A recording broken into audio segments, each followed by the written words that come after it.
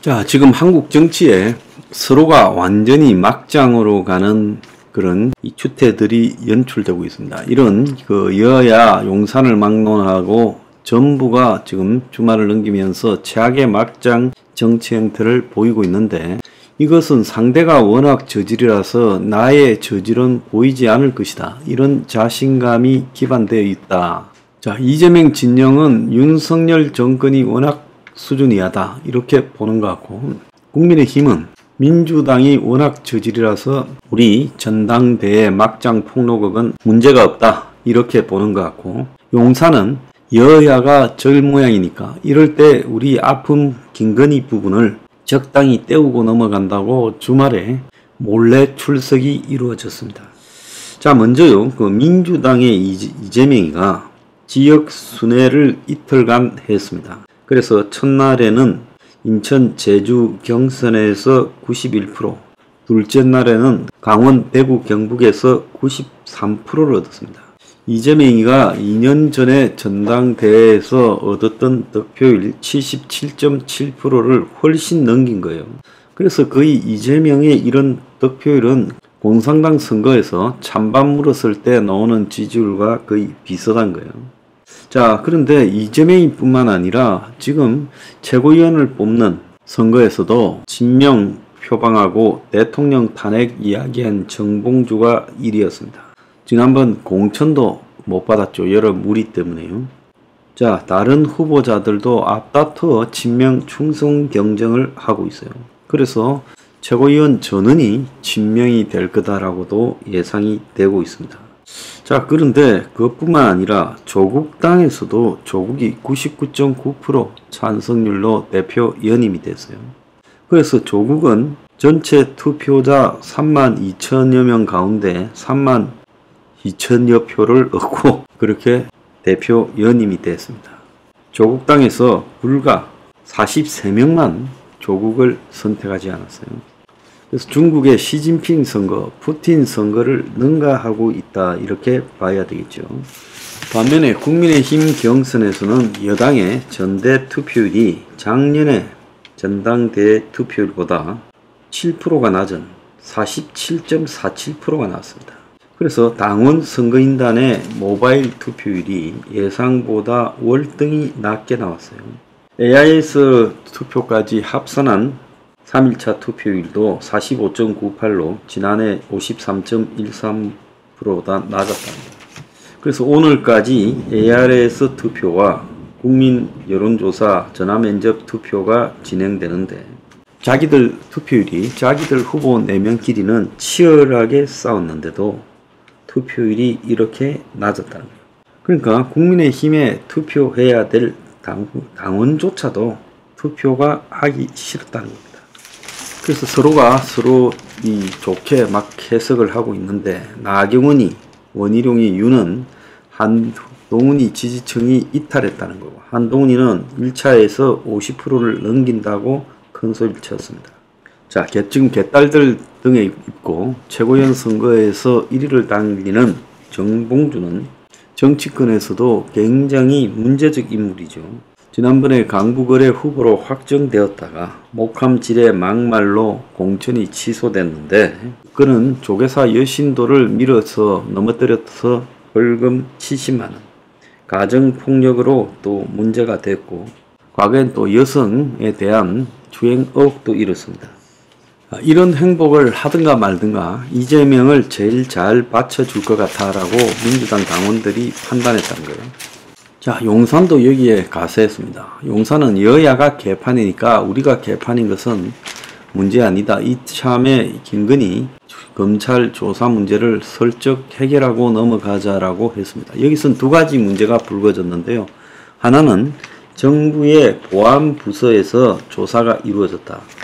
그래서 그래서 검찰청사가 아닌 용산이 제안한 경호처 부속청사, 그러니까 흔히 창성동 별관이라고 하는 곳에서 대면 조사를 했다는 거예요.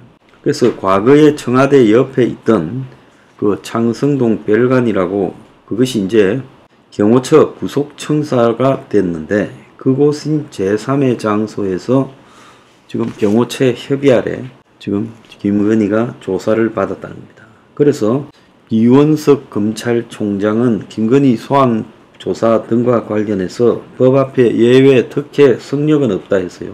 그러면 중앙지검의 카메라 앞에 서야 된다라는 이야기인데 경호 안전을 이유로 검찰청에 아예 나오지를 않고 이 장성동 별관에서 반부패 2부가 가서 도이치모터스 수사 의혹을 조사했다는 거예요. 자, 주로 도이치모터스였고 명품백 사건 의혹이 고발된 지 7개월 만에 대면 조사가 됐다는 거예요. 자, 그런데 여기서 이제 더 심각한 문제는 검찰총장이 보고를 받지 못했다는 겁니다. 일단은 조사가 굉장히 늦게 진행됐다. 자, 명품백 고발이 된 5개월이 지나도록 수사가 안 됐고 이제서 이렇게 지금 편법적으로 불러서 조사했다는 거예요. 또 도이치모터스 사건도 지금까지 용산의 주장으로 보면 문재인 정권 때 1년 반 넘게 수사했는데 김건희에 대한 혐의를 못 찾았다는 거예요. 새로 나온 단서도 없다는 거예요. 그러면 일찌감치 자신감 있게 결정을 내려서 해야 되는데 이것도 당사자를 한 번쯤은 조사했어야 되는데 조사를 미루고 갔다는 거예요. 그러니까 야당이 김건희에 대한 전방위적 특검을 제안한 거죠. 그래서 지금 국민의힘 후보 4명도 김건희 조사가 필요하다라고 주장을 했어요. 그리고 사과를 하라고도 주장을 했어요. 아무리 친북 인사들의 공작이었다 하더라도 가방을 받아서 적극적으로 돌려보내지 못하는데 깜빡했다 하더라도 그것도 문제라는 거죠. 그런데 이제 여기서 하나 이제 그 검찰총장 이원석이 김건희를 조사한 지 10시간이 넘도록 몰랐다는 거예요. 그래서 사후 보고가 됐다라는 건데, 자, 김건희는 토요일 12시 반에 출석을 했어요. 장성동 부속 청사로요. 그래가지고 일요일 새벽 1시 20분까지 조사를 받았는데 이창수 서울중앙지검장이 김건희 출석 10시간이 지나서야 이원석 총장에게 상황을 보고했고, 대검은 검찰총장은 물론 대검 간부 누구도 조사에 대한 보고를 받지 못했고 이것이 전례 없는 일이라 했고, 이원석은 수사에 성력이 없어야 된다.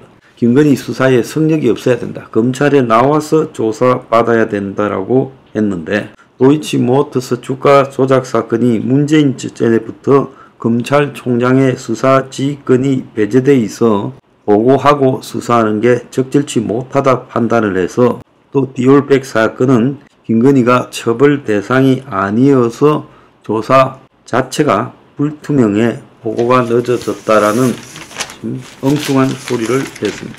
주가 조작 부분에 대해서 김건희는 정상적 투자였고 조작은 몰랐다 했고, 디올백에 대해서는 최 목사로 직접 청탁을 들은 것은 없다. 대가성이 아니다는 거죠. 그리고 백은 바로 돌려주면 기분 나쁘지 않게 돌려주라고 했다라는 겁니다. 자, 김건희 수사가 시간을 끌다가 용산하고 잘 통하는 이창수가 서울중앙지검장이 되면서 건물사를 탔어요. 이창수는 아마 검찰총장이 되지 않겠나 이렇게 추정합니다. 자, 이원석 검찰총장은 여사 조사 원칙이 안 지켜져서 국민께 깊이 사과한다고 오늘 이 사과회를 발표했어요. 출근길에서 기자를 만나서 오늘 아침에 한 이야기입니다.